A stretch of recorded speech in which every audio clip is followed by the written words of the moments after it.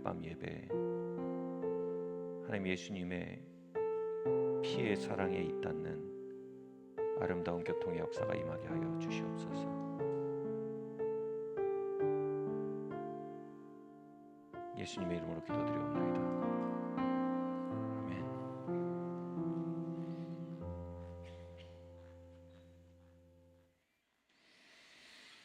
네.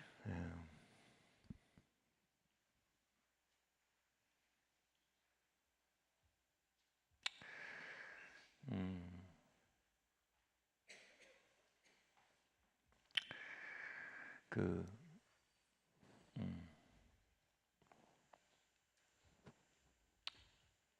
네. 저희가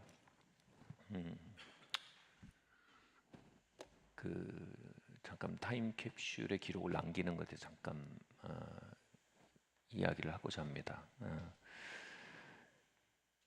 제가 이런 표현을 목회 시작할 때 했어요. 하나님, 미디어에 알려지는, 사람들에게 알려지는 사역이 아니라 역사에 남는 사역을 하고 싶습니다. 그런 기도를 드렸습니다. 우리가 하나님 앞에서 행한다라는 말이 성경에 종종 등장하는데, 그것의 동의어가 뭔지 아세요? 역사에 남겨진다, 기록된다는 말과 성경에서는 동의어입니다. 이스라엘 민족이 하나님 앞에서 순전하게 걸은 길들은요, 당대에 어떻게 평가되는지는 보장될 수 없지만요, 항상 하나님의 역사에 기록되고 후대에 남겨졌습니다. 인간이 그렇대요. 서사가 길면 경외감을 갖는다고 합니다. 지금 내가 걷는 길이 누군가에게 영향을 미칠 것이며, 지금 내가 걷는 발자국들이 수많은 사람들이 걷게 될 길이라는 걸 알게 될 때, 우린 고통스럽고 유혹을 받더라도 그 발자국 한 자국 한 자국을 경외감을 가지고 걷게 되는 겁니다. 다시 말해, 긴 서사를 가질 때 우리 한 발자국 한 발자국이 역사의 흔적을 남기는, 역사에 영향을 미치는 방향으로 걸어지게 된다는 것입니다. 저는 지금 어쩌면 한 3년 전에 시작된 것 같아요. 이 느헤미야 프로젝트 기간이요. 아마 한 1, 2년 정도면 맞춰지지 않을까 하고 짐작을 해봅니다. 그래서 이 기간이 우리의 다음 시대를 여는 주춧돌이 되는 기간인 것을 제가 확실히 믿습니다. 제가 우리 엘더들 2002년도에 만났을 때도 항상 그렇게 했거든요. 우리가 지금 2년 동안, 2002년부터 2004년까지 2년 동안 놓은 터전이 우리가 평생 주님을 섬기는 그 트랙이 된다. 그러니까 지금 여기서 우리가 잘 좋은 문화를 만들어야 된다. 그 말은 지난 20년 동안 참으로 진리였고 진실이었습니다. 그래서 우리가 가야 할 길이 많고, 또 우리가 물려줘야 할 바통이 있습니다. 우리의 다음 주자들이 또한 있을 것입니다. 그 앞에서, 그 긴 서사 앞에서 이 5년의 시간은 단순히 당면한 피레를 채운 시간이 절대로 아닙니다. 하나님은 사렙다 과부에게 하나님의 은총을 붓기 위해서 엘리야를 그에게 보내셨어요. 그 엘리야가 뭐였어요? 굶주린 선지자였습니다. 당대의 사역의 필요를 사렙대 과부의 앞에 노출시키셨어요. 그 엘리야가 당당히 말합니다. 집에 있는 식물을 가져와라.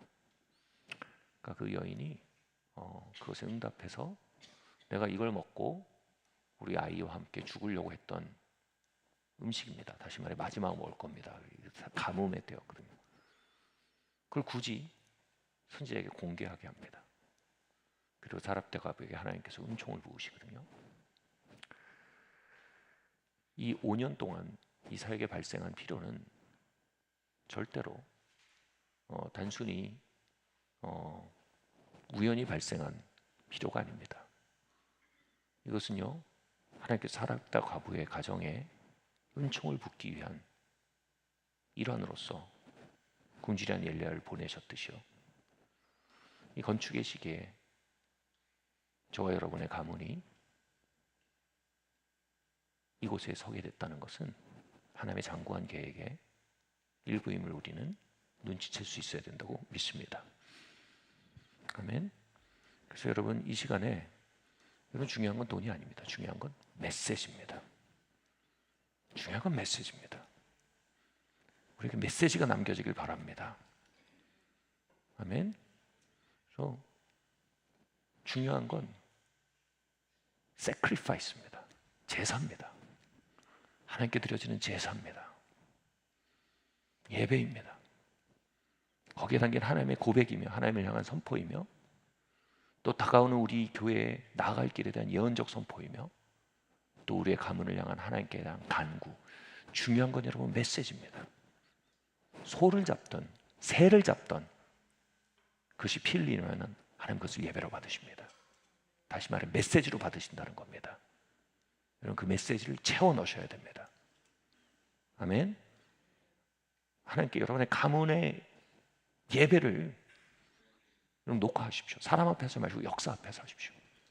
20년 뒤에 산이의 마을이 그것을 보도록, 그 고백을 보도록 말입니다. 그럼 첫 번째로 그들이 그 고백을 받고 그 고백을 보고 어떻게 이 교회가 세워졌는지 알게 될 겁니다. 사람 앞에서가 아니고 역사 앞에서 누가 이 교회에 세워지는데 터전이 되는지 알게 될 겁니다. 두 번째로 여러분, 이 산위의 말에 오고 오는 사역에 대해서 여러분 예언적으로 선포해 주시기 바랍니다. 돈이 있는 곳에 마음이 있다고 했습니다. 마음이 뭐냐면 영입니다.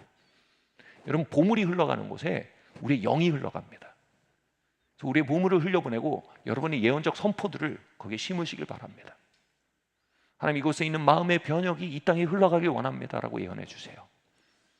이 땅에 일어나는 이곳에 있는 하나님의 치유와 회복과 일치가 이 남북의 연합으로 이어질 수 있도록 지금 역사해 주세요라고 기록하십시오. 여러분 마음에 주시는 예언적 목적과 그 뜻들을, 그 메시지를 남겨주시기 바랍니다. 그리고 마지막으로 여러분의 가문을 향해 여러분 가진 고백이 있잖아요. 고넬료가 하나님께 드린 공개함이, 하나님께 드린 연보가 하나님 앞에 모니먼트, 기념비가 되었다라고 영어 성경에 기록되어 있습니다. 그리고 하나님이 고넬료의 가문에 신방하십니다. 그 자녀들을 신방하십니다. 거기에 성령세를 부으시고요. 그 기록이 지금까지 사도행전에 남아 있습니다. 이 일이 여러분의 가문의 기념비가 되게 하십시오. 하나님, 우리의 자녀와 자녀가 주님 하나님의 성령 세례 가운데 걷는 이들이 되게 하시고 하나님의 부흥 가운데 걷는 이들이 되게 해주십시오. 하나님, 그들이 하나님의 호의 가운데 걷게 해주십시오. 믿음의 선포를 담으시길 바랍니다. 다 다를 겁니다. 누군가는 소를 드릴 수 있고 누군가는 새를 드릴 수 있을 겁니다. 중요한 건 소냐 양, 새냐가 아닙니다. 중요한 건 모두가 sacrifice, 피를 부리는 것입니다. 하나님은 피를 받으시는 겁니다. 하나님 새고기보다 소고기 좋아하지 않는 게 아니에요. 하나님 소고기보다 양고기보다 새고기보다 양고기 좋아하시는 게 아니에요. 하나님이 희생제사를 원하시는 겁니다. 피는요 언제나 영계의 일합니다. 그 피가 여러분 아벨의 피도 증거한다고, 예수의 피도 증거한다고 했습니다. 이 느헤미야 기간 동안 드려진 우리의 희생제사가 여러분 영계에 말하게 하십시오. 아멘. 그래서 그 타임캡슐에 여러분 고백들을 담아서 가능하면 저희가 여기에 심으려고 합니다. 여기 위에. 여기에서 앞으로 계속 메시지가 전해질 거고요. 계속 기도가 인도될 거고요. 여기서 계속 예배가 드려질 겁니다. 인도될 겁니다. 그 하나님의 임재와 지혜와 계시의 영이, 하나님의 돌파의 능력이 계속 이곳에 부어질 겁니다. 그리고 그 터전 밑에 성도들의 희생적인 예배가 그 파운데이션이 되어 있을 것입니다. 아멘. 그리고 15년 뒤든 20년이든 25년이든 우리가 적당한 때를 찾겠지만 우리가 그것을 열어서 타임캡슐로서 그 안에 담긴 영상의 고백들, 그 안에 담긴 뭐 적은 고백이든지 우리가 그것을 하나님 행하신 하나님을 우리가 높이는 시간을 또 가질 것입니다. 여러분 15년 뒤를 향해, 20년 뒤를 향해, 그리고 하나님을 향해, 그리고 우리 다음 세대를 향해 웅변하는 아벨의 피가 오고 오는 세대에 증거했듯이, 예수의 피가 아벨의 피보다 더 강하게 말했듯이 여러분 여기에 아름다운 희생 제사의 피가 말하는, 하나님께 말하고, 여기서 이 피가요. 그리고 우리 다음 세대 말하고 우리 미래의 교회를 향해 말하는 강력한 영적인 능력을 갖게 될 줄 믿습니다. 아멘. 우리 창세기 말씀 함께 읽겠습니다. 희생과 희생이 만날 때. 네, 감사합니다. 희생과 희생이 만날 때. 창세기 22장 12절 14절 말씀 함께 읽겠습니다. 시작. 사자가 이르시되 그 아이에게 내 손을 대지 말라, 그에게 아무 일도 하지 말라. 내가 내 아들 내 독자까지도 내게 아끼지 아니하였으니 내가 이제야 내가 하나님을 경외하는 줄 아노라. 아멘. 아브라함이 눈을 들어 살펴본즉 한 순양이 뒤에 있는데 뿔이 수풀에 걸려 있는지라. 아브라함이 가서 그 순양을 가져다가 아들을 대신하여 번제로 드렸더라. 아브라함이 그 땅의 이름을 여호와 이레라 하였으므로 오늘날까지 사람들이 이르기를 여호와의 산에서 준비되리라 하더라. 아멘. 이 말씀은 그 유명한 여호와 이레라는 말이 나오는 그 계시의 말씀입니다. 여호와 이레라는 말이 뭡니까? 하나님이 채우신다, 하나님이 공급하신다, 하나님이 준비하신다라는 맥락입니다. 그래서 주로 이것이 하나님이 우리를 물질적으로 공급하시고 채우시는 것에 대한 하나님에 대한 계시와 고백으로 여호와 이레 하나님을 말합니다. 그런데 그 여호와 이레 하나님의 고백이 있었던 맥락이 무엇인지 한번 들여다봅시다. 하나님의 가장 소중한 보물인 이삭을 하나님께 드리라고 합니다. 그는 모리아산에 올라서 장작을 지고 올라가서 그 장작 위에 이삭을 눕히고 칼로 내리치려고 합니다. 그의 마음속에 이미 이삭은 죽었습니다. 그 순간 하나님이 멈춰라 라고 말씀하십니다. 그리고 하나님께서 그 옆에 양 한 마리를 준비하신 걸 만나게 됩니다. 그 양을 드려라. 그 어린 양은 바로 예수 그리스도를 예표하는 것이다라고 말하죠. 다시 말해 아브라함이 자신의 아들을 드리는 그 피 흘리는 가슴, 그리고 하나님보다 이 아들이 귀하지 않습니다. 하나님 앞에 이 아들을 드릴 수 있습니다. 이게 sacrifice예요. 희생이에요. sacrifice의 동의어가 한국말로 뭔지 아세요? 예배입니다. 예전에 누군가 이런 책을 썼어요. 예배는 콘서트가 아닙니다. 여러분, 예배는 노래방이 아닙니다. 예배는 콘서트가 아닙니다. 예배는 희생입니다. 예배의 본질이 sacrifice입니다. 하나님 모리아산에서 아브라함으로 하여금 피 흘리게 하신 겁니다. 그 아비의 마음이 피가 뚝뚝 떨어졌을 것입니다. 그런데 그 피 흘리는 아비의 마음, 희생적인 제사의 마음을 받으시고요. 그가 받으신 건 뭐예요? 이삭이 아니에요. 희생적인 제사의 마음이었어요. 아까 말씀드렸죠. 하나님 우리에게 받으신 건 소가 아니에요. 그 마음의 피 흘림이에요. 새가 아니에요. 그 마음의 피 흘림입니다. 그 피 흘리는 마음을 받으시고 하나님이 아들 예수 그리스도를 주실 것에 대한 계시를 아브라함에게 주셨어요. 다시 말해 그 독생하신 예수 그리스도, 독생자 예수 그리스도를 주시는 희생적인 사랑을 그 희생적인 예배에 계시하셨단 말입니다. 로마서 8장 22절 말씀 함께 읽겠습니다. 시작. 자기 아들을 아끼지 아니하시고 우리 모든 사람을 위하여 내어주신 이가 어찌 그 아들과 함께 모든 것을 우리에게 주시지 아니하겠느냐. 아멘. 자 보세요. 아브라함이 아들을 하나님께 드린 것은요 어마어마한 희생제사이고요, 이걸 조금 표현이 어색할 수 있어요. 관대함입니다. 하나님은 관대함입니다. 근데 이 관대함이라는 단어 자체가 우리나라 말로는 이런 의미가 강해요. 관대함은 내가 한 10억쯤 있어요. 그래서 한 100만 원쯤 너끈히 줄 수 있어요. 이게 뭐예요? 인심 곳간에서 난다. 곳간에 한 10억 있으니까 100만 원 줄 수 있다. 이건 뭐예요? 이미 많이 있으니까 그것 좀 줄 수 있는 게 관대함이에요.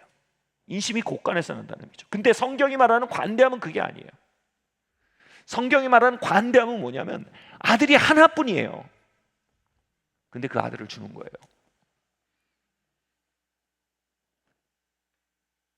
제가 중학교 때 초등학교 때부터 친한 친구가 있었어요. 고등학교 1학년이 됐나? 그 친구가 저랑, 제가 그때 술을 잘 먹었는데, 술을 먹으면서 그 친구가 그러더라고요. 영준아, 너는 네 팔을 잘라줄 수 있는 사람이냐? 그래서 무슨 얘기를 하는 거예요? 난 그럴 수 있어. 난 그런 사람이 있어. 그게 너야. 제가 지금 나랑 어쩌자는 건가? 그러면서 막 눈물이 그렁그렁해요. 나만 하는 걸 주는 게 아니에요. 이건 이런 종류의 관대함이야. 내가 피 흘릴 수 있는, 그 뭐예요? 넘쳐나는 데서, 풍요해서 줄 수 있는 관대함이 세상의 관대함이라면, 하나님 말하는 관대함은 뭐예요? 사랑 때문에 줄 수 있는 게 관대함이에요. 그 친구가 팔이 막 엄청 많다는 게 아니잖아요. 그 친구의 나를 향한 사랑이 그만큼 많다는 표현을 한 거예요.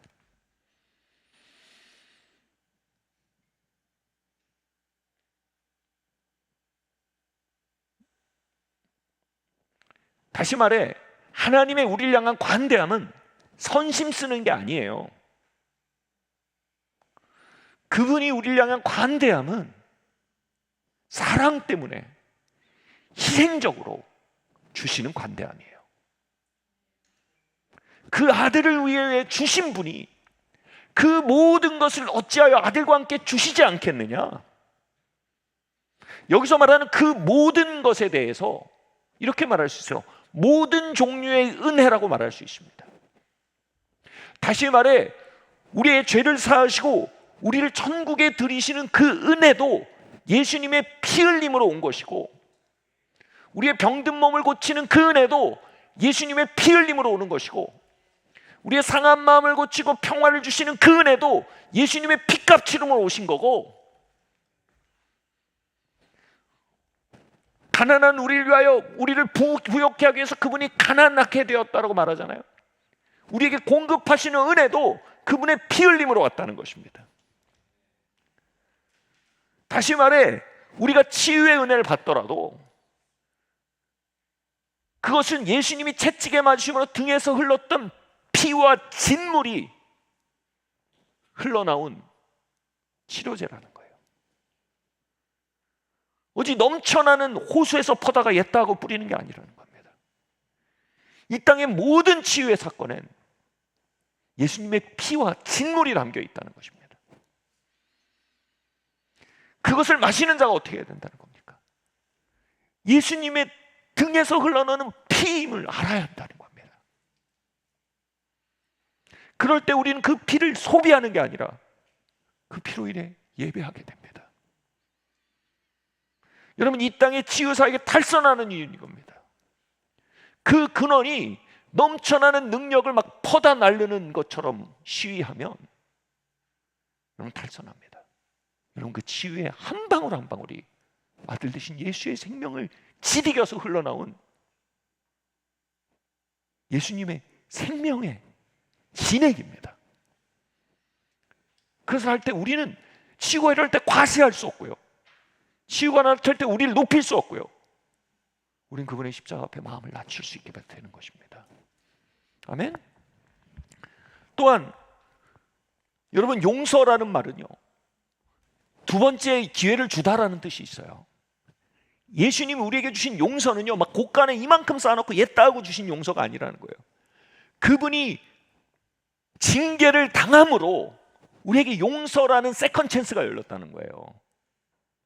얼마 전에 영화를 봤는데 막 어떤 건물이 무너지고 있어요. 그 왕이 그 건물에서 빠져나와서 어떤 일을 마무리 지어야 하는데 하나하나 돌문이 막 내려가요. 근데 뭐예요? 그 왕의 충직한 신하들이 왕이 탈출해서 그 사명을 이룰 수 있도록 그 돌문을 받치는 거예요. 돌문이 내려오는데 받쳐서 뭐예요? 왕이 지나갈 수 있는 기회의 문을 열어주는 거예요. 그리고 왕이 지나니까 왕이여 그 이름 안수하소서 하고 무너져 내려서 그 돌문에 지지겨지는 거예요. 왕은요, 그렇게 지지겨지는 신하들이 열어주는 기회를 열면서 달려나갑니다. 자기가 어떤 길을 걸어 나온지 압니다. 자기에게 열어진 기회의 값을 압니다. 그가 나와서 아싸 이럴 수 있겠습니까? 자신에게 그 기회를 열어준 그 희생을 생각하면요, 자기가 이루어야 될 사명을 향해서요 빚진 마음이 될 겁니다. 아멘. 여러분, 예수님이 우리에게 어마어마한 세컨 찬스를 여십니다. 저는 사역자로 하나님께서 저에게 두 번째 기회를 많이 주셨습니다.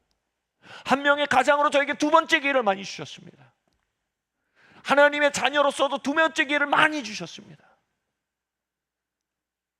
그런데 그렇게 저에게 제공되는 두 번째 기회가 바로 예수님이 그 떨어지는 돌문에 몸을 지디겨서 열고 계시는 기회임을 알아야 됩니다. 그분의 모든 관대함엔 예수님의 죽으심이 있습니다. 아멘. 그분이 우리에게 주시는 초자연적인 공급들이 있어요. 이 초자연적인 공급 역시 그분이 발가벗겨지고 가난케 됨으로 우리가 부욕해 됐다고 얘기합니다.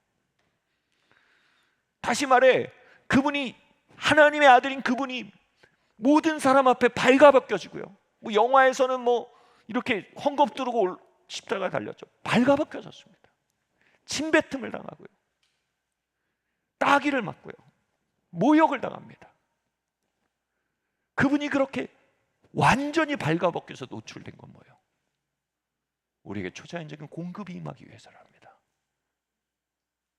그래서 우리는 초자연적인 공급이 우리에게 임할 때마다 그분의 발가벗겨짐이 이것의 수자원임을 알아야 된다는 겁니다. 아멘.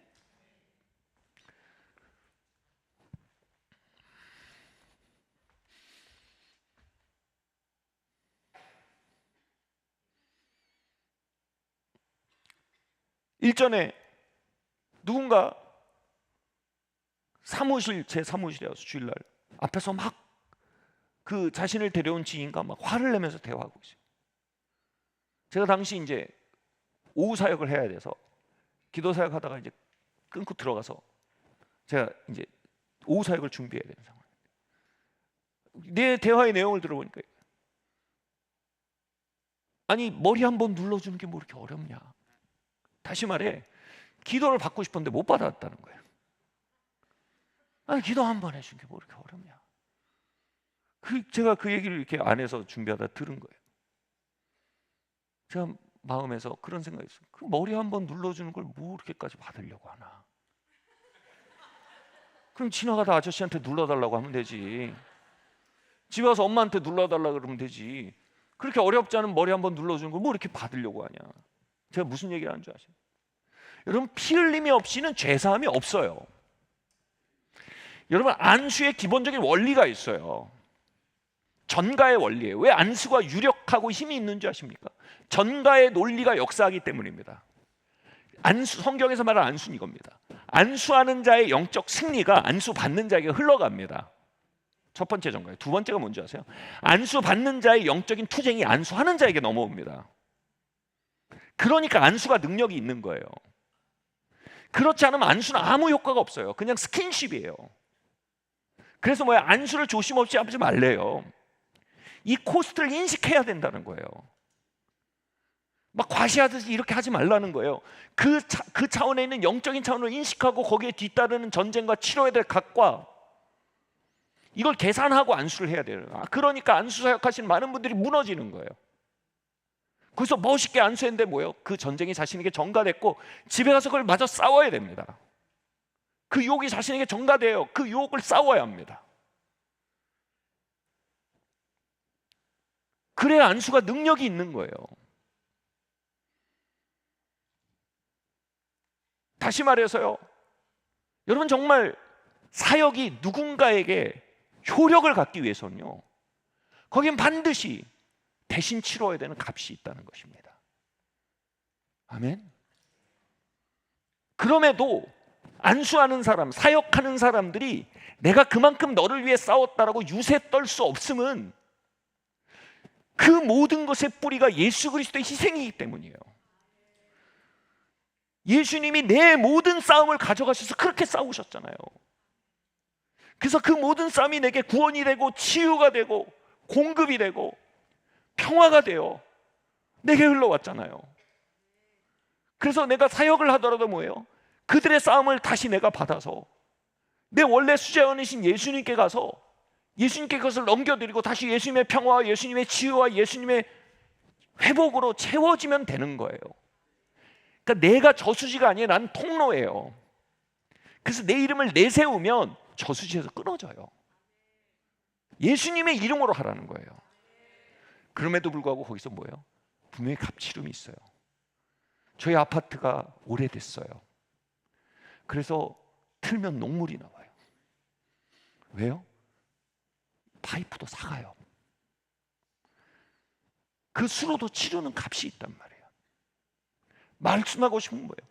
우리의 입에 떨어지는 한 방울의 은혜도요, 핏값없이 되는 게 없어요. 예수님의 값 치르심에서 나오는 것이고요, 그 파이프들도 값을 치르고 있는 거고요, 그리고 거기서 이루어지고는 값 치름을 인식할 때 우리는 소비자의 길 그치게 됩니다. 아멘. 우린 소비자의 길 그치게 돼요. 그리고 예배자가 됩니다.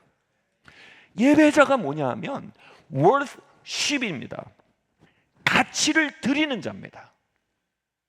다시 말해 그 값을 치른 자의 은혜가 값을 치르는 자들의 은혜를 통해 내게 왔다는 거 알면 빚진 자가 됩니다. 여기선 채무 관계를 말하는 빚진 자라는 게 아니고 뭐냐면 나도 그 앞에서 기꺼이 값을 치르는 자원하는 마음을 갖게 된다는 겁니다. 여러분, 여기가 갈림길이에요. 아브라함이 하나님께 복의 근원이 되리라고 예언받았어요. 여러분, 복받으리란 말과 복의 근원이 되리란 말은 완전히 달라요. 복받는다는 건 뭐예요? 은혜의 소비자가 된다는 겁니다. 복의 소비자가 된다는 겁니다. 복의 근원이 되는 건 뭐예요? 복을 나눠주는 사람이 된다는 겁니다. 다시 말해 복의 근원은요, 복의 채널이 되는 거고요, 복 받는 사람은요 그 채널에서 물 받는 사람이 되는 거예요. 옛날에는, 요즘도 그럴까요? 저희 신학교 때 제 친한 형이 우유 배달을 해서 그 생활비를 댔어요. 굉장히 멋있는 형이었어요. 근데 우유를 그때 배달하고 그러면 당시에 너무 우유 배달 잘하니까 당시 쫙 돌고 오면 당시 돈으로 100만 원이 넘게 벌고 그랬어요. 90년대. 진짜 멋있는 사람이었어요. 근데 그 우유가 모이는 우유 배달 집합소가 있어요. 그럼 거기 가서 배달원들이 다 우유를 가지고 가면 각 집에 이제 우유가 하나씩 꽂히는 거예요. 그 집합소가 뭐예요? 이 아브라함이에요. 복 받는 사람 뭐예요? 그 우유 받는 사람들이에요.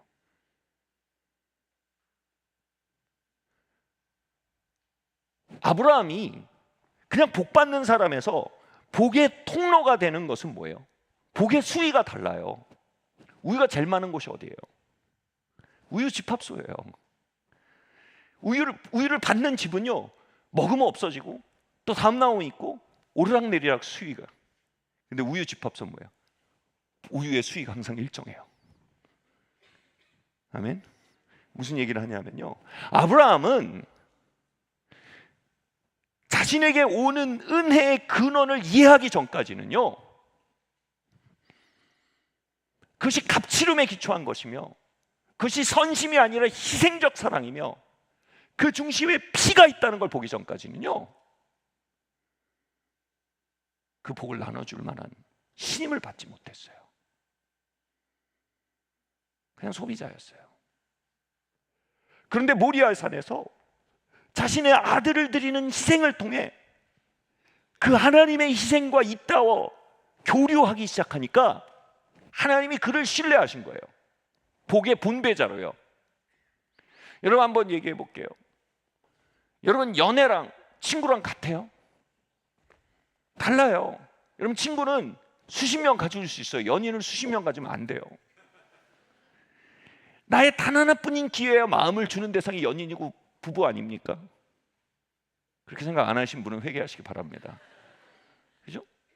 자, 내가 연인을 갖는다는 거 어마어마한 기회 비용을 내는 거예요. 너는 원앤 온리 나의 단 하나뿐인 사람이에요. 어마어마한 비용을 치는 겁니다. 친구는 비용이 별로 없어요. 그러면 너는 내게 연인인데 너는 내게 친구야. 관계가 성립이 됩니까? 관계가 성립이 안 돼요. 나의 연인된 마음이 너에 의해서 소비당하는 거죠. 여기서 뭐예요? 나 이용하지 마 이렇게 되는 거예요. 너 내 마음 이용하지 마. 가까이 할 수가 없는 거예요. 미워하지 않지만, 절교하지 않지만 친할 수가 없는 거예요. 하나님은 우리를 사랑하시되 선심으로 사랑하지 않으세요. 하나님 우리에게 은혜를 주시되 선심 베풀지 않으세요. 하나님 심장을 꺼내서 심장을 짜서 떨어지는 핏방울로 우리를 사랑하신단 말이에요. 아멘. 여러분 그 마음에 연결되려면 우리도 worship, 여러분 그분 앞에 sacrifice, 희생적 자리를 살아봐야 됩니다. 아멘. 그분이 우리를 향한 희생은요 아마 이럴 겁니다. 그분은 우리를 향해 코끼리를 잡으시는 겁니다. 그럼 우리의 응답은 아마 그 앞에서는 어쩌면 작은 병아리 잡는 의미일 겁니다. 그 정도. 코끼리 잡으면 여러분 그 고기로 아마 우리 부활절이라고 부활기를 다 해도 다 같이 먹고 남을 거예요, 그죠?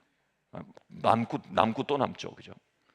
몇 년 동안 먹겠죠. 근데 병아리 하나 잡으면 그 누구 코에 붙여. 근데 뭐예요? 같은 질량이 있어요. 뭐예요? 둘 다 피해요. 그분은 우주 보탁한 예수 그리스도의 생명을 우리를 향해 지키셨어요.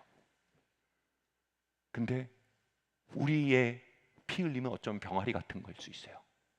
그래도 뭐예요? 그분은 우리의 병아리로 그분께 응답되기를 기다리신단 말이에요. 아멘. 그럴 때에만 그분의 희생이 보인다는 거예요. 아브라함이 모리아 산에서만 자신의 은혜의 군원이 보인 것처럼 많은 사람들은 은혜만 봐요. 근데 그 은혜가 흘러나오는 수원지를 못 봐요.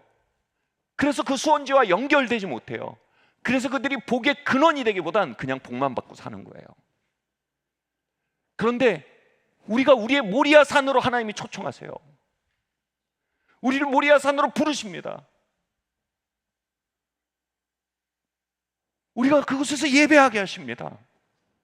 sacrifice요. 그 순간 보여요. 그렇게 해야만 보이는 수원지가 있어요. 그럴 때 우리는 그 수원지와 연결된 채널이 됩니다. 하나님이 우리를 신뢰하실 수 있게 돼요. 하나님의 마음과 친하게 됩니다. 통하게 됩니다. 한쪽은 연인인데 한쪽은 친구인 게 아니라 서로 연인이 되는 겁니다. 하나님의 신임이 있습니다. 하나님 말씀하셔요. 아브라함아, 이제 네가 나를 경외함을 알겠다. 아멘.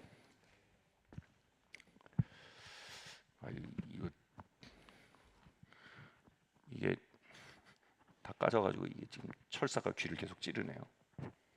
네. 뭐 다음에 해주시면 됩니다. 지금, 예. 자,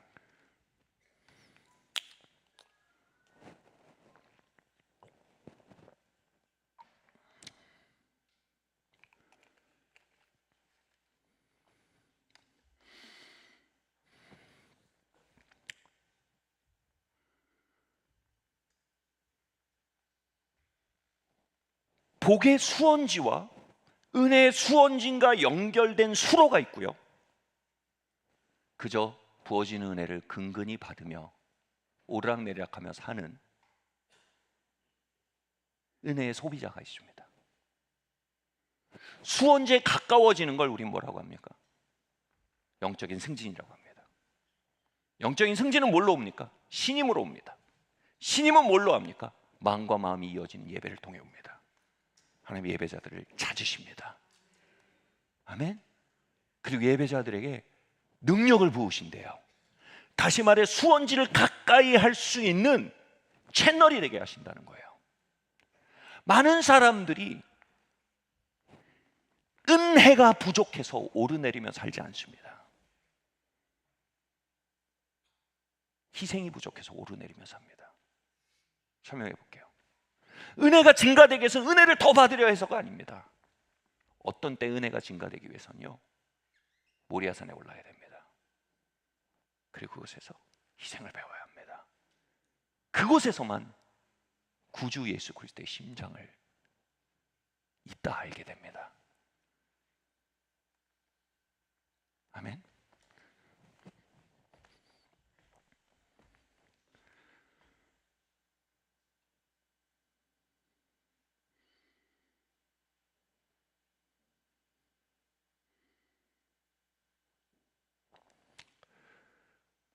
제가 그것을 배워가는 과정이었어요. 일전에 이 사역이 시작될 때 저희 부모님이 평생 쌓아 올린 자산을 사역을 위해서 집행하라고 저에게 맡기셨어요. 넘기신 거예요. 아무 조건 없이. 저는 그 자산을 어떻게 쌓았는지 봤습니다. 10,000원짜리 한 장도요. 어떻게 알 수가 없습니다. 그냥 저희 아버지 어머니 피예요, 피. 그냥 어떻게 그게 뭐인지 알거든요. 그리고 이걸 이렇게 들이신다고요? 당시 저희 안에 정말 주님을 열심히 섬기는 그룹이었지만 당시 끼니를 해결하지 못할 정도의 사람들이 좀 있었습니다. 그리고 살 곳이 없어서 여기저기 전전하면서 살아야 되는 분들이 있었어요. 제가 그거를 깨서 살 곳을 마련했습니다. 그리고 그것을 가지고 매 끼니를 댔어요. 몇 달이 지났는데, 몇 달이 채 되지 않았는데 몇 천만 원이 나가더라고요. 제가 너무 아파요. 왜냐하면 그건 우리 아빠 엄마 피거든요. 너무 아팠어요. 근데 어느 날 그렇게 밥을 주문을 했는데 그게 입맛에 안 맞는다고 그걸 안 먹고 또 일부 생활할 수 있도록 일부 흘러간 돈이 있었거든요. 그걸로 가서 간식을 사 먹는 걸 봤어요.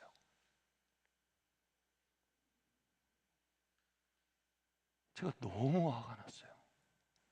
제가 그 생각에 못 해먹겠다. 너무 화가 나는 거예요. 그런 느낌인 거예요. 그 가서 왕이 달려나가서 사명을 이루라고 그 용사들이 이걸 탁 받치고 지디겨지는데 그 밑에서 라면 끓여 빨리 앉으라고 라면 끓여 먹는 것 같은 느낌이 무슨 말인지 아시죠? 막 배신감이 오는 거예요. 너무 힘든 거예요. 그래서 제가 너무 화가 나는데 제가 이 생각이 드는 거예요. 내가 화를 내면 안 되는 거예요. 화를 냈지만 그래서 결국 화를 거둬야 되는 거예요. 왜냐하면 제가 주님께 그러고 있었던 거예요. 근데 주님이 나한테 화 안 내셨거든요. 내가 그 20대 때 주님이 주신 세컨 찬스들 너무 쉽게 소비한 거예요. 주님이 내게 피를 디디겨서 주신 평화 너무 쉽게 팔아먹는 거예요. 염려랑 엿바꿔 먹듯이. 야, 누가 이렇대? 그러면 주님이 그 피값 주시고 사신 평화를 옛다 하고 주고 그걸 받는 거예요. 누가 이렇게 말했어? 어떻게 그럴 수 있지? 이러고 그걸 팔아먹는 거예요. 그러니까 제가 분배자가 돼 보니까 이 온도차가 느껴지는 거예요.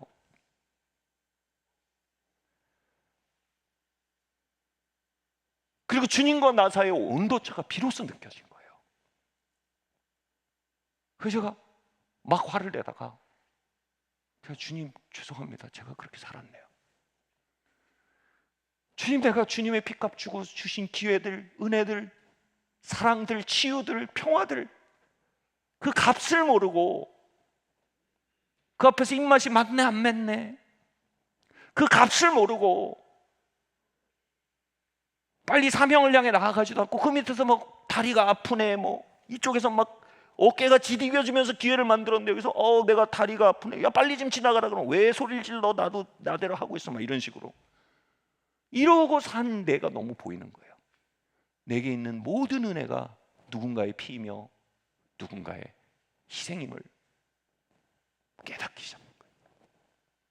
여러분, 이게 뭐예요? 철든 거예요. 철들면 하나님이 신임하세요.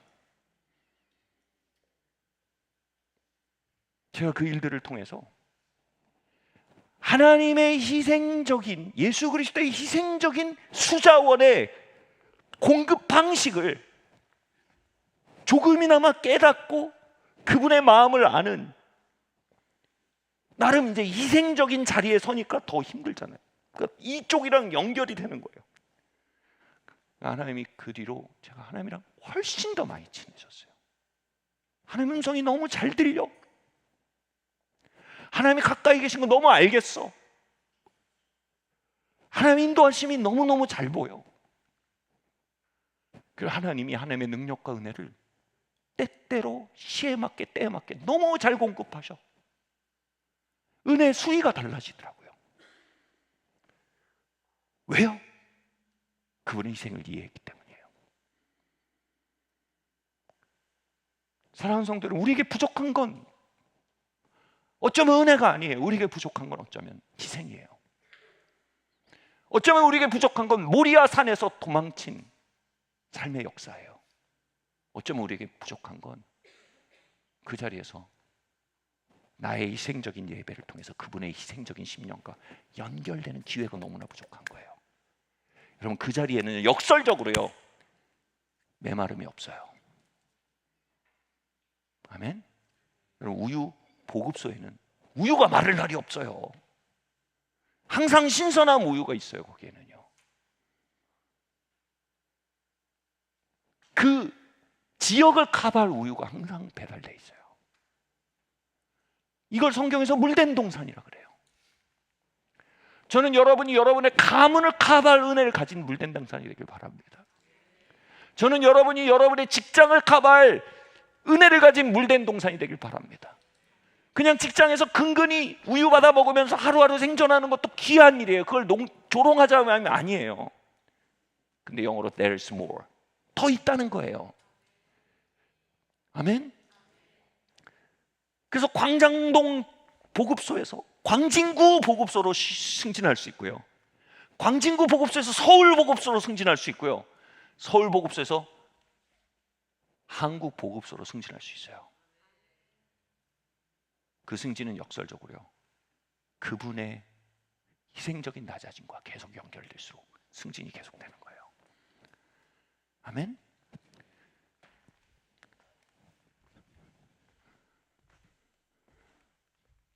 이런 말이 있죠.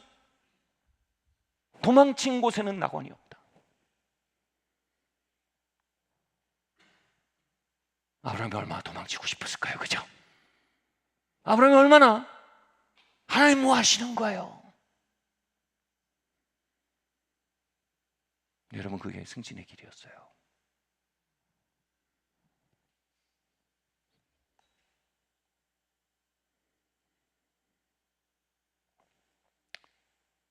한 가지 얘기만 더 하고 넘어갈게요. 시간이. 10년 전에 목회를 하다가 10년 전쯤에 제가 쓰러져서 응급실에 갔어요. 목회적으로 굉장히 중요한 어떤 전진이 있었던 때입니다. 갔더니 시민성이래요. 다시 말해 공황 발작이 온 거예요. 기가 막히더라고요. 내가 목사인데. 근데 일주일 뒤에 아내가 또 쓰러졌어요. 같은 응급실에 같은 베드에 아내가 실려갔어요. 하나님 뭔가 말씀하신 것 같은 거예요. 그래서 제가 그날 아내를, 미안하다 여보, 이건 메시지다. 중요한 건 메시지가 교회에 전달돼야 된다. 그리고 아내가 앉아있지도 못했어요. 응급실에 치료를 받는데 끝나자마자 제가 수요 예배가 끝난 교회에 아내를 데려가서 눕혀놨어요. 그리고 그 교회 리더를 불렀어요. 여러분, 영적인 리더십은 커버링, 보호의 장막입니다. 그런데 그 보호의 장막은 종종 많은 전쟁을 치르고 공격을 받습니다. 그래서 이 보호의 장막이 너덜너지고 무너질 수도 있습니다. 거기에 제 아내가 응급실에 갔다 와서 앉아있지도 못하고 누워있는, 그래서 그곳에 모였던 핵심 그룹이 머리에 망치로 맞는 것 같았을 거예요. 이러면서 매주 예배가 드려졌구나. 이러면서 우리가 은혜 받고 있었구나.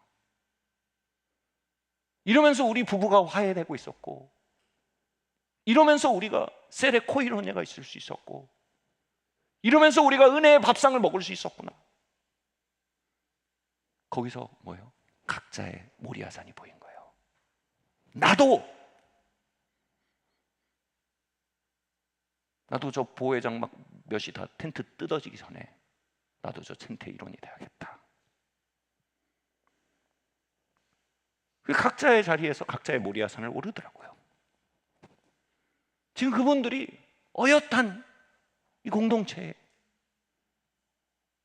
은혜의 채널들이 되어가는 걸 봐요. 그들이 그래요. 목사님, 많이 무릎 뜯기기도 하거든요. 공격도 당하고 배신도 당하고 상합니다. 목사님 이걸 어떻게 몇십 년 하셨어요?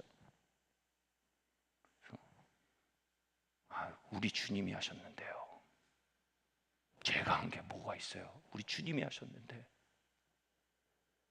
우리 주님이 저를 안고 오신 거지. 우리 주님이 여러분 안고 오신 거예요. 그분이 찢기고 피 흘리고 상하고 배신당하면서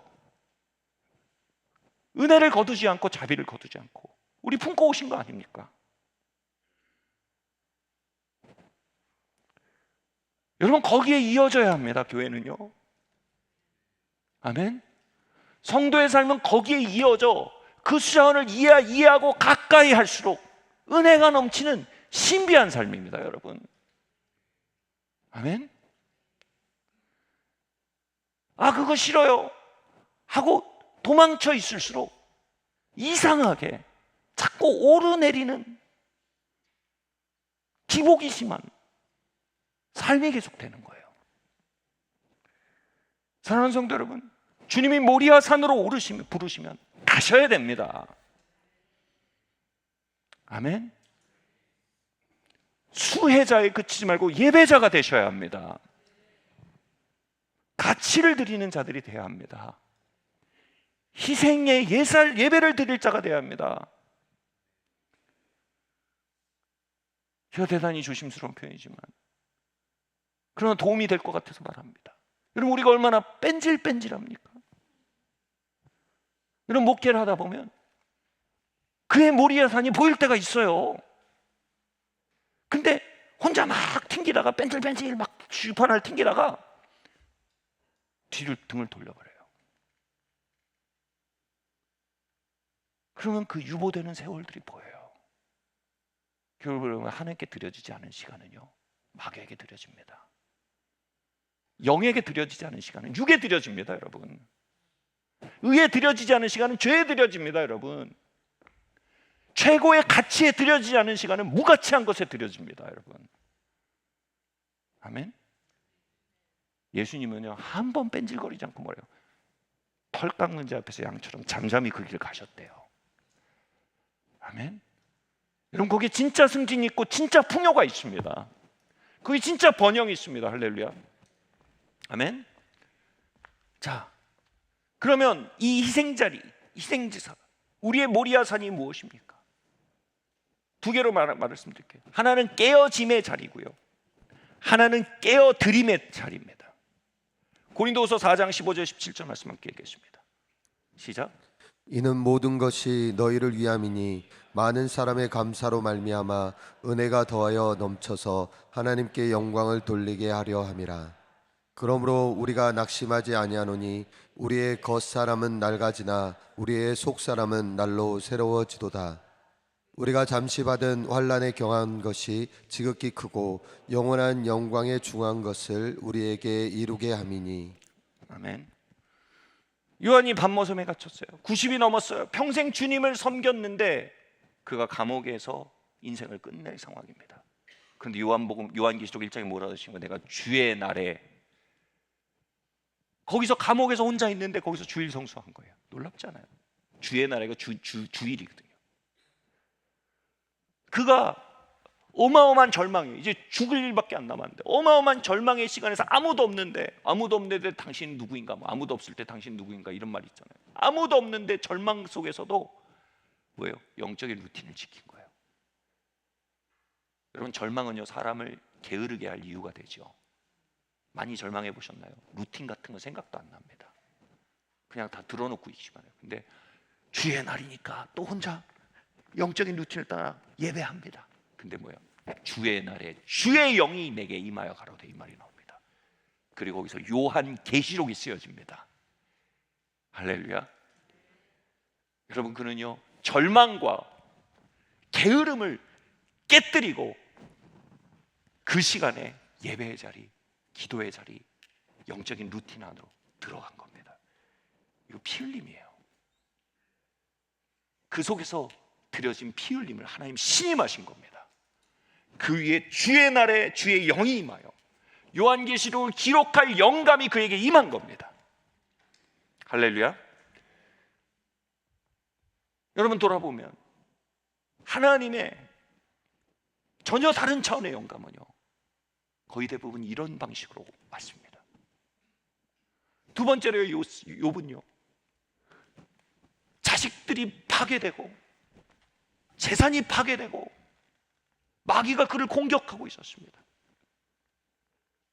그런데 거기서 욥이 뭐예요? 입술을 지킵니다.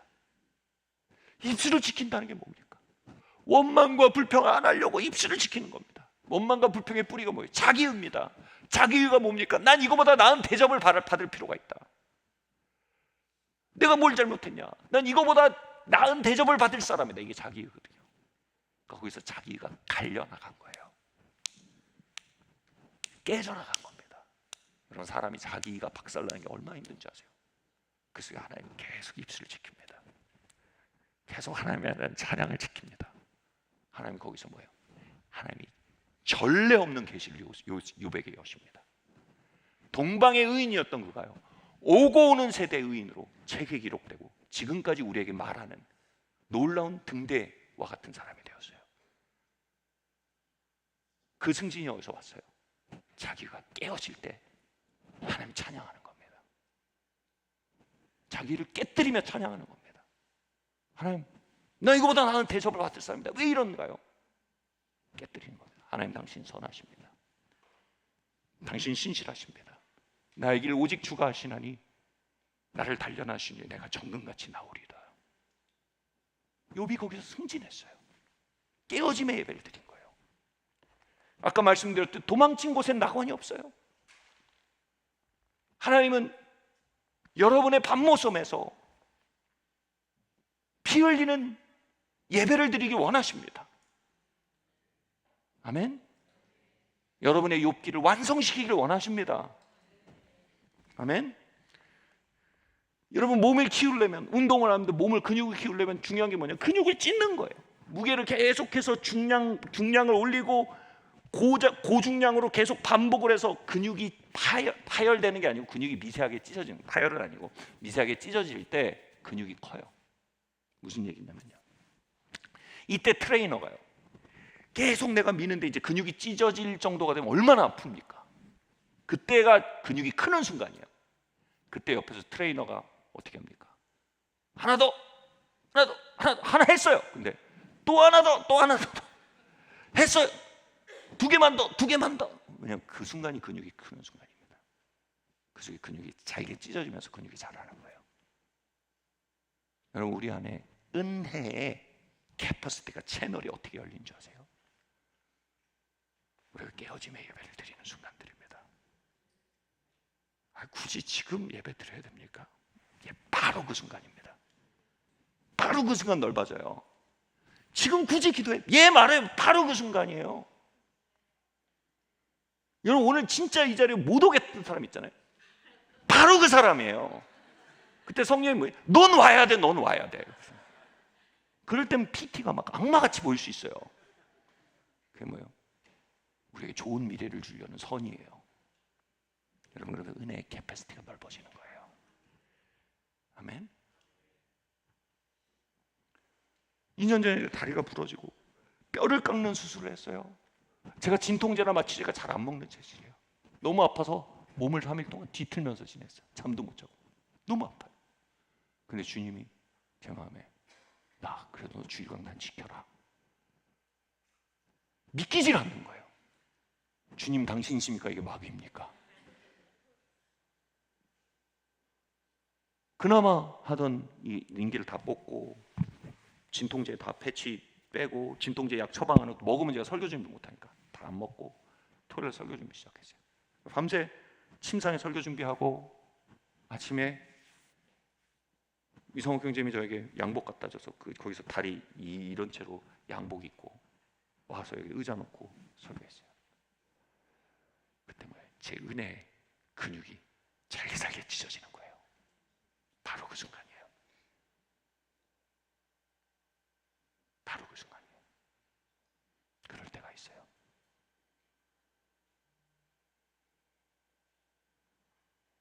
아멘. 그 자리에서 예배하셔야 돼요.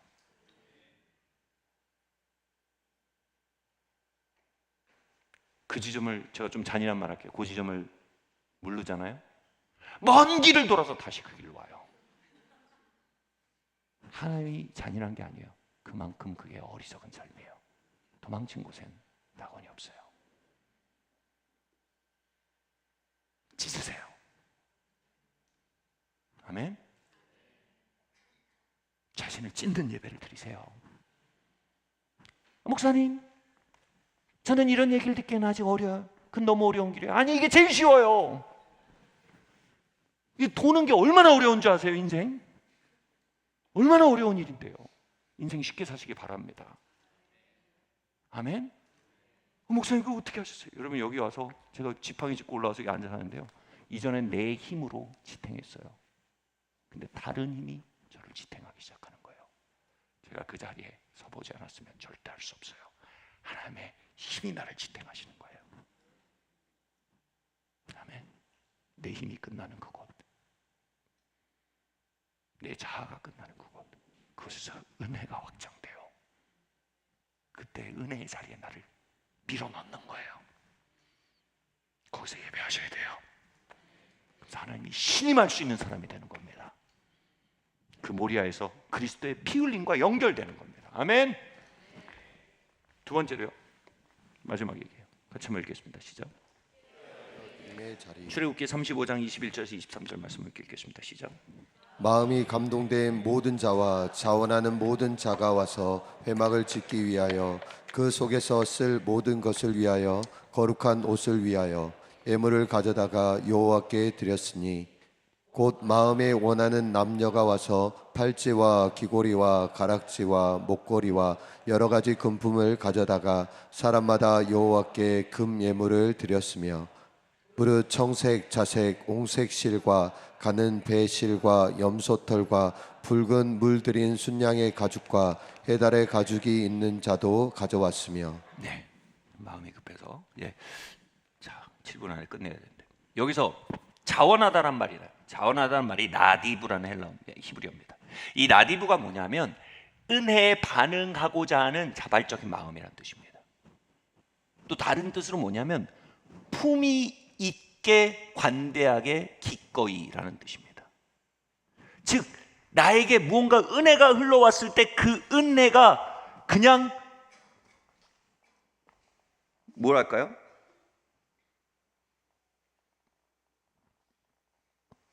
그 은혜에 담긴 피냄새를 맡고요, 내가 이 피냄새를 맡고 어떻게 가만히 있어? 내 품위가 있지. 그 자신도 피로 응답한다는 뜻이에요. 자발적으로요.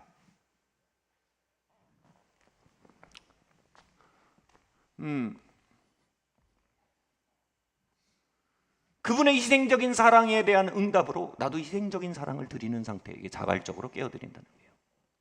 저에게 코페르니쿠스적인 전환이 일어나게 됐던 하나님의 사람이 있었습니다. 저에게 굉장한 은혜와 계시와 능력의 통로가 되셨던 분입니다. 저에게 굉장히 많은 몇 개월 동안 굉장히 많은 돌파와 은혜와 변형을 가져온 그 일을 통과하고, 그분이 남아공에 계신 분이었는데 그 만남을 마치고 한국에 돌아오는데, 그 컨퍼런스 마치고 한국에 돌아오는데 비행기에서 열문둥병자가 치유받은 이야기를 읽고 있었어요. 그런데 열문둥병자가 치유를 받고 돌아갔는데 한 명만 돌아와서 감사를 표해요. 먼 길을 돌아와서 감사를 표했어요. 그러니까 예수님이, 제가 그걸 읽는데 이런 거예요. 예수님이, 야, 그 먼 길을 왔냐? 난 네가 좋으면 나도 좋은 거야. 가던 길 가지. 네 맘 다 알아. 이러실 것 같았어요. 왜? 드라마를 너무 많이 봤어. 여러분, 드라마가 말하는 선함과 성경이 말하는 선함은 전혀 달라요. 드라마는 판타지예요. 예수님 뭐라고 하셨는지 아세요? 그 한 명에게 나머지 9은 어디 있느냐? 다시 말해 뭔지 아세요? 그러길 기대하신 거예요. 왜 안 돌아왔지 얘네들이? 왜 이거 응답을 안 하지? 요즘 말로 먹튀야? 다시 말해 기대하신 거예요. 그분이 피값으로 사랑하셨으면 피냄새가 돌아오길 기대하셨다는 거예요. 그분은 치유라는 은혜를 베푸시고 그 은혜에 담긴 피냄새를 맡아서 피로 응답하는 자들을 뭐예요? 친구 삼고 싶으셨던 거예요. 그분은 친구를 원하신 거예요. 그분은 다 10명 친구, 10명 다 파트너로 삼고 싶었는데 한 명만 돌아온 거예요. 그분은 그분의 피를 쏟아서 투자를 한 거예요. 근데 추수가 하나만 돌아온 거예요. 자, 제가 그걸 비행기에서 읽으면서 나도 이런 라이프 스타일을 버려야겠다. 이게 뭐예요? 품위가 돌아온 거예요. 품위가. 제가 한국에 돌아가서 그분한테 연락을 했어요. 그분이 한국에 있는 크리스탈 강대상을 매입하고 싶어 하고 있는 거 알았어요. 그래서 제가 그걸 다 어레인지 하겠습니다. 1번, 두 번째로 제가 그 일부를 제가 하고 싶습니다. 당연히 제가 그때 굉장히 재정적 영향이 작았어요. 그분이 가지고 있는 크리스탈 강대상이 막 이따만한 거였는데 그게 아주 일부만 할 수 있었어요. 근데 제가 그렇게 응답하는데 그분이 거기서 뭐예요? 피냄새 맡은 거예요. 와, 얘가? 제가 그랬어요. 그러면서 당신이 내게 한 사역에 위해서 당신이 치른 순종의 값을 저는 약간 짐작합니다. 그리고 그 값을 치렀기 때문에 제게 이 은혜가 온다는 거 합니다. 조금이라도 제가 이 사랑을 전하고 싶습니다. 고마움을 표하고 싶습니다. 그리고 제가 참여했어요. 제 능력이 안 됐기 때문에 굉장히 일부였어요. 근데 그분이 그걸 너무 좋아하시는 거예요. 그분이 남아공에서 전 세계, 전 아프리카에 방송되는 방송을 가지고 계십니다. 근데 거기다 대고 방송이 되고 저는 뭐 얼마 안 했거든요. 근데 거기다 대고 Pastor Kim, thank you. 그러면서 막 그 이만한 강대상이 배달되는데 이거 패스터 킴이 해준 거예요. 저는 일부 했거든요. 이거 패스터 킴이 해준 거야. Thank you. 그러니까 사람들이 저 백만장자인 줄 알아요. 거기 가면 아니거든요. 저는 새를 잡은 거예요. 제가 잡을 수 있는 게 그거예요. 근데 그분은 그걸 소로 받으신 거예요. 왜냐하면 1000명이 가서 안 돌아오는 거예요. 근데 한 명이 돌아온 거예요. 너무 좋은 거예요. 그분이 그 뒤로 너 이리 와봐, 너 이리 와봐. 그 사무실로 데려가서 그분 설교가 기가 막히거든요. 그분 20년 단 설교 원고를 다 다운로드 봐서 너 가져가. 너 이리 와봐, 이리 와. 기도실로 불러갖고 야, 내 은혜와 능력이 임하는 데는 이러이러한 비밀이 있어. 그러고 막 같이 기도하고 가르쳐주고 막 친구 만난 거예요. 친구 만난 거예요. 그리고 뭐예요? 저를 일정 부분 계승자로 생각한 거예요. 여러분, 이 땅에 소비자 많지만 계승자가 너무 없어요. 여러분, 은혜의 승진은 은혜의 소비자에서 은혜의 계승자가 되는 거예요. 그 계승자가 되는 길은요, 피로 응답하는 거예요. 여러분, 평생 은혜의 얕은 물에 살 수도 있어요. 아니면 은혜의 깊은 수자로 들어갈 수도 있어요. 그건 우리가 그래, 나도 이거에 피로 참여하고 싶어. 피로 응답하고 싶어. 나 소비자로 살지 않을 거야. 나 계승자가 되고 싶어. 여러분, 이럴 때 그 하나님의 영과 친구가 되기 시작하는 겁니다. 아멘. 말씀 마쳐야 될 것 같아요. 출애굽기 12장 35절 36절 말씀 함께 읽겠습니다. 시작. 이스라엘 자손이 모세의 말대로 하여 애굽 사람에게 은금 패물과 의복을 구하매 여호와께서 애굽 사람들에게 이스라엘 백성에게 은혜를 입히게 하사 그들이 구하는 대로 주게 하심으로 그들이 애굽 사람의 물품을 취하였더라. 이스라엘이 애굽의 모든 부를 끌고 나왔습니다. 어마어마한 일이에요. 하나님이 그들에게 은혜를 입게 하셨대요. 누구예요? 애굽 사람들에게 favor, 호의를 입게 하사 애굽의 모든 재물을 그들에게 넘겨주게 하셨대요. 초자연적인 페이버가 애굽 사람들, 하나님 섬기지 않는 사람들이에요. 근데 그들이 초자연적인 페이버로 이스라엘 민족에게 당시 애굽의 모든 자산을 넘겨줬대요. 여러분, 성경에 이렇게 되어 있습니다. 악인의 재물은 의인을 위해 쌓인대요. 많은 사람들은 이걸 종말론적으로 해석합니다. 다시 말해서요, 이 땅에 악인의 재물들이 쌓여가는데 하나님이 교회에 초자연적인 호의를 부으시는 때가 온다는 거예요. 저는 이 해석이, 그 종말론적인 해석은 동의하지 않지만 성경 전체 해석으로 볼 땐 대단히 설득력 있는 해석이에요. 왜냐하면 선지서에서요, 하나님이 교회를 향한 예언이 완성돼 갈 시점에 하나님이 교회를 향한 어마어마한 호의를 부으셔서 열왕이 그 영광을 가지고 교회로 올 거래요. 그 영광이 거기서 보면 은과 금이에요. 영적인 영광은 우리 죄를 이기게 합니다. 내적인 영광은 우리의 우울과 마음의 빈곤을 깨뜨리게 합니다. 물질적인 영광은요, 이 땅에 거대한 영향력을 가져옵니다. 하나님께서 영적인 영광을 보시고 내적인 영광을 보시고 뭐예요? 물질적인 영광을 보셔서 이 땅에 어마어마한 영향력을 돌려주신다는 얘기예요. 그리고 일어나라 빛을 발하라는 얘기가 그 예언과 같이 얽혀 있어요. 자, 그거의 예시로 사용하는 게 이 본문이에요. 애굽 사람들이 이스라엘 민족의 어마어마한 호의를 느껴서 그들에게 애굽의 모든 부를 넘겼대요. 그리고 그들이 그걸 끌고 나옵니다. 왜요?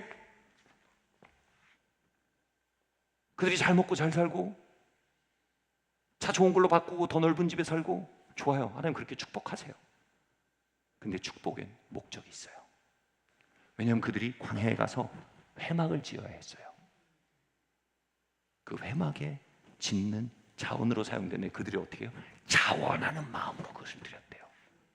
뭐냐면 자신에게 부어진 은혜의 목적을 인식한 거예요. 그 목적에 희생적으로 응답한 거예요. 품위 있게 응답한 거예요. 여러분, 목적이 있는 번영은 언제나 호의를 불러옵니다.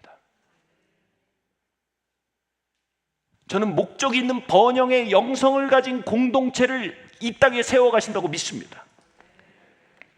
그리고 그 일에 아주 좋은 예가 있어요. 시간 3분만 더 쓸게요. 하나님 아버지의 마음의 사역의 창시자죠. 잭 힌터 목사님이 정말 목적 있는 번영의 삶을 사신 분이에요. 이분이 장모님이 맹지였던 땅이 옆에 고속도로가 뚫렸어요. 70년대 몇백만 불 가치가 됐어요. 하나님 갑자기 이걸 주신 거예요. 그 잭힌터 목사님 부부에게 주신 거예요. 장모님 통해서. 이걸 놓고 기도한 거예요. 왜냐하면 이건 목적이 있거든. 근데 그의 친구가 YM의 로렌 커닝햄이었어요. 로렌 커닝햄이 하와이에 DTS를 위해서 하와이 비가일랜드 땅을 산다는 거예요. 그래서 그 몇십억이 되는 돈을 거기에 심었어요. 흘려보냈어요. 왜냐하면 이거의 목적이 명확하니까. 그분은 그렇게 살았어요. 목적 있는 번영의 멘탈리티 심었어요. 그리고 나서 하나님의 초자연적인 호의가 그의 삶에 올라가는 거예요. 여러분, 호의는 목적 있는 번영에 옵니다. 그분이 미네소타에 파더아트 본부를 샀는데 호텔 하나를, 굉장히 큰 호텔 하나를 20만 불에 샀어요. 갔는데 그 호텔에 있는 샹들리에 값만 20만 불이었대요. 20만 불에 샀어요. 그리고 그 일을 통해서 YM 전체에서 파더 하트 미니스트를 받으셔서 모든 디테일스 가장 먼저 가르친 게 파더 하트 미니스트였어요. 그리고 90년대 말에 파더 하트 미니스트 통해서 전 세계에 가장 강력한 부흥이 터져나가기 시작했어요. 하나님 영적인 부흥과 내적인 부흥을 보시고 그 다음에 무슨 일이 붙었냐면 그의 자녀들 얘기예요. 제가 하고 싶은 얘기예요. 그의 아들이 존 윈터라는 아들이 있어요. 이 아들에게 하나님의 초자연적인 호의가 함께하는 거예요. 비즈니스맨인데, 여러분, 영국의 가장 큰 은행 중에 하나입니다. 바클레이 은행이라고. 바클레이는 은행장이 됐어요. 왜요? 가는 곳마다 호의를 입는 거예요. 또 다른 아들은요, 헐리우드에서 지금도 굉장히 유력한 제작자예요. 하나님 그 아들들에게 호의를 부으셔서요, 세상의 재물을 하나님의 나라로 옮기는 통로로 사용하고 계세요. 왜요? 이들은 그것이 자신의 생활의 질을 높이기 위한 수단이라고 생각하지 않습니다. 이들은 그것이 자신의 욕심을 위한 수단이라고 생각하지 않습니다. 목적을 위한 번영이라는 게 몸에 배 있어요. 사람들은 느껴요. 이 사람들에게 호의를 베푸는 게 왠지 세상을 더 아름답고 만들 수 있는 길이라는 걸 그냥 직감적으로 합니다. 가는 것보다 호의를 입는 거예요. 어느 날 누군가 저에게 그랬어요. 제가 30대 초반 20대 말, 저보다 훨씬 더 이제 저희 높은 사람인데, 내가 니를 지금 도와주는 게 왠지 세상을 더 낫게 만들이라는 생각이 든다. 내가 이러이러한 위험을 감수하고 니를 도울 거다.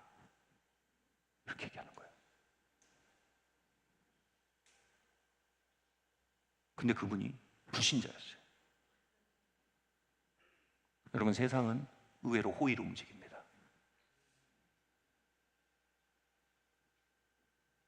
저희 딸내미가 세계 탑스쿨에 합격했었어요. 근데 캠퍼스에 들어가니까 어떤 교수님이 와서 울면서 얘기하는 거예요. 내가 널 뽑았다고.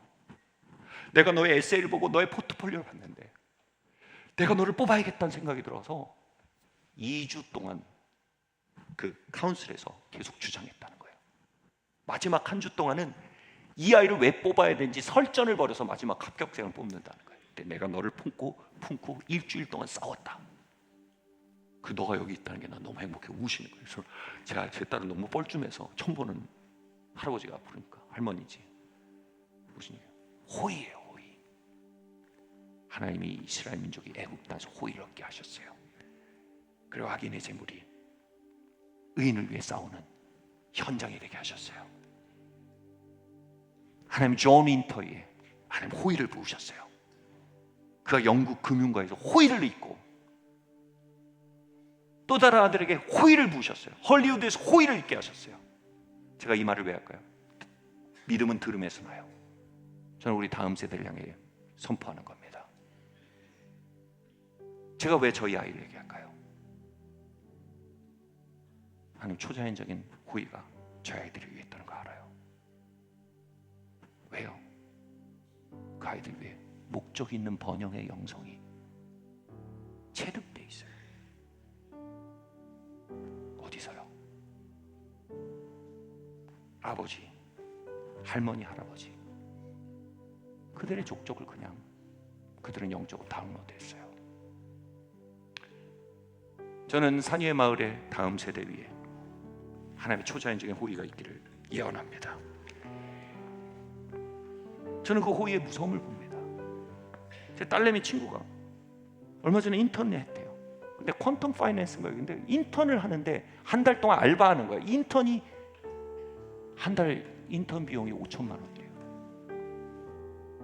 연봉이 초봉이 5억 6억이래요. 퀀텀 파이낸스에서 뉴욕에서. 그 조금 하면 뭐 30대 2, 30억이라는 거예요. 그런데 어떻게 하는 거야?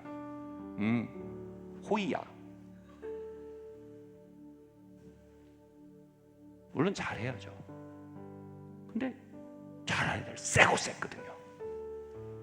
넘치거든요. 결국 가르는 건 호의예요. 제가 뭘 말하고 싶을까요? 여러분, 돈이 없는 게 아닙니다.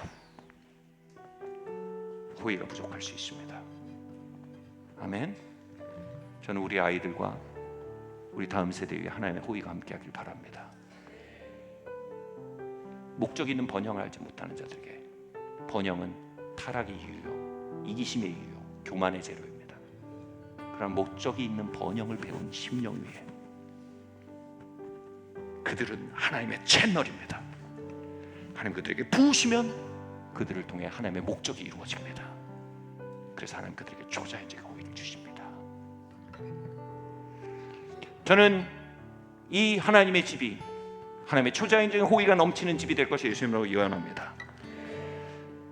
이 집에서 자라난 우리 아이들이, 이 하나님의 집에서 자라난 아이들이 초자연적인 호의 안에 삶을 살게 될 것을 예수님으로 예언합니다. 이 하나님의 집에 부어지는 모든 번영이 목적 있는 번영으로 사용되어 하나님의 채널로서 사용되어 이 땅에 하나님의 왕국을 확장시키는 놀라운 채널들을, 믿음의 명가들을 일으킬 것을 예수 이름으로 예언합니다. 그 거대한 하나님의 서사 안에 우리는 조용히 우리의 모래의 산을 오릅니다. 우리가 밟은 발자국들은 오고 오는 세계 길이 될 것입니다. 자세 일어납시다.